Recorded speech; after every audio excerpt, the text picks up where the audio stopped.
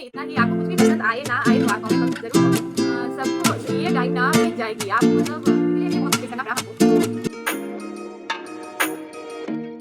Hey everyone, welcome back to my channel. I hope you all are doing good और मैं भी एकदम ठीक ठाक हूँ। तो आज की वीडियो में मैं अपने फर्स्ट सेमेस्टर की पूरी जर्नी जो है वो शेयर कर रही हूँ। तो आई होप आपको अच्छा लगे। वीडियो शुरू करने से पहले यही मैं बोलूँगी, कुछ भी अच्छा लगे प्लीज़ सब्सक्राइब कीजिए, लाइक कीजिए, शेयर कीजिए और पास में दिया गया बेल आइकन ज़रूर क्लिक कीजिए।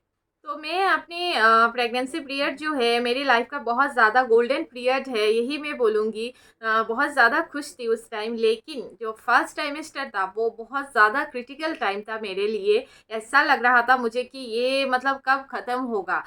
इतना ज़्यादा प्रॉब्लम्स वगैरह मैंने फर्स्ट टाइमेस्टर में फ़ेस किए हैं, उसकी मैं मतलब बात ही उसकी मैं क्या बताऊँ। तो मैं ये वीडियो बना रही हूँ बिकॉज़ आपको कुछ हौसला मिले। मैंने ढेरों वीडियो ऐसे देखे हैं बिकॉज़ उस टाइम ना आप मतलब क्या करें आपको मतलब समझ नहीं आ रही होती है। अगर आपकी फर्स्ट प्रेगनेंसी है तो इससे आपको बहुत ज़्यादा मतलब पहली बार है तो बहुत ज़्यादा प्रॉब्लम हो सकती है और बहुत का तो बहुत प्रॉब्लम से प्रेगनेंसी रुकती है, तो उसके लिए भी मतलब बहुत प्रॉब्लम फेस करना पड़ता है।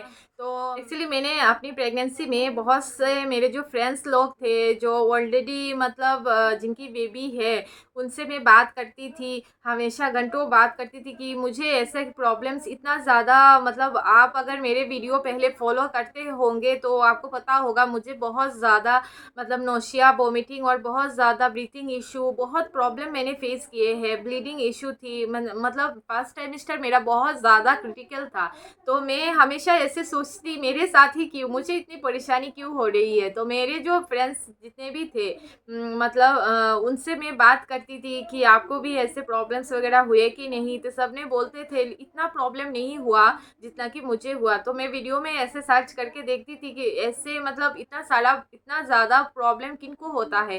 तो मैंने देखा है कि जिनकी ट्विंस प्रेगनेंसी होती है उनको मतलब फर्स्ट टाइमेस्टर और होल प्रेगनेंसी बहुत ज़्यादा फेस करना पड़ता है, बहुत ज़्यादा प्रॉब्लम्स फेस करना पड़ता है, वोमिटिंग, नोशिया और मतलब ब्लीडिंग इशू सब कुछ मतलब बहुत ज़्यादा प्रॉब्लम फेस करना पड़ता है। मैं कहीं पे भी मतलब निकलने से पहले 10 बार सोचती थी उस टाइम कि मतलब कैसे मैं जाऊँ, मैं क्या करूँ, कैसे मैं फेस करूँगी ये सब। उसके साथ साथ में आपको तो पता ही है उस टाइम मैं और मेरे हस्बैंड उस टाइम बेंगलोर में अकेले थे। इन लॉज और मेरी मम्मी जो है वो लोग आसाम में रहते थे, उस टाइम नहीं आ पा रहे थे। तो अकेले अकेले बहुत कुछ फेस करना पड़ा। एक्चुअली ना उस टाइम मैं क्लासेस जाती थी और इंटरव्यू के लिए प्रिपेयर भी किया था उस टाइम और बहुत सारे इंटरव्यूज़ वगैरह भी दिए थे उस टाइम। तो ऐसा था कि मेरा एक मतलब ड्रीम जॉब था ऐसे, तो उसको मतलब 2-3 बार 4 बार 4 राउंड के इंटरव्यू के बाद मुझे सिलेक्शन हुई। और सिलेक्शन के बाद उस तब तक मुझे पता नहीं था मेरे प्रेगनेंसी के बारे में। तो मतलब जब सिलेक्शन हुआ तो उसके 1 वीक बाद मुझे पता चला प्रेगनेंसी के बारे में। और मैंने बताया ही था कि मुझे ब्लीडिंग की इशू थी। तो मैम जो थी डॉक्टर मैम, उन्होंने बोला था कि आप मतलब क्लासेस बंद कीजिए, फिर मतलब जॉब अभी ज्वाइन मत कीजिए। तो उसके लिए मतलब आपका एक ड्रीम था वो मतलब उस टाइम नहीं हुआ, तो उसके लिए भी बहुत ज़्यादा एक मन में बहुत ज़्यादा खामी हो रही थी कि क्या हो रहा है। एक तो मतलब फिज़िकली इतना मतलब एक्टिव नहीं हो पा रही थी, फिर अकेले रहना, फिर मतलब क्लासेस बंद हो जाना, फिर जो मतलब आपका ड्रीम है, इतना मेहनत किया आपने, आपको वो मिले, फिर आप उसको मतलब ले नहीं पा रहे हो, मतलब कर नहीं पा रहे हो। तो मतलब सब मिला के बहुत ज़्यादा स्ट्रेस फील हो रहा था।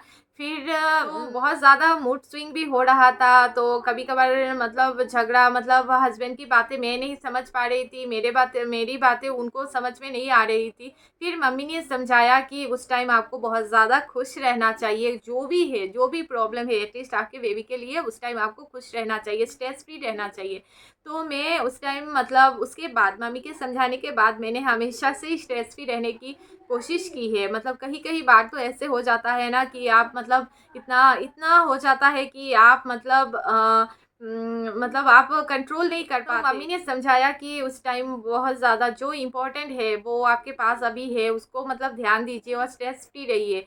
तो फिर उसके बाद से मैंने बहुत ट्राई किया और स्ट्रेस फ्री रहने की कोशिश की है। मतलब छोटी छोटी बात ऐसे मतलब स्ट्रेस फ्री मतलब नहीं, मुझे ये बात सोचना ही नहीं है, ऐसे ही मैंने फील करके सब कुछ इग्नोर किया है। फिर तो बहुत सारे इशू हो रहे थे, like mood swing issue, nausea issue, vomiting की इशू, कुछ खा नहीं पा रही थी। तो पहले की जो मतलब 15 डेज़ है उसमें तो कोई प्रॉब्लम वगैरह नहीं हुआ, लेकिन आफ्टर 15 डेज़ मुझे सारे प्रॉब्लम्स मतलब एक साथ में ही आ गए थे।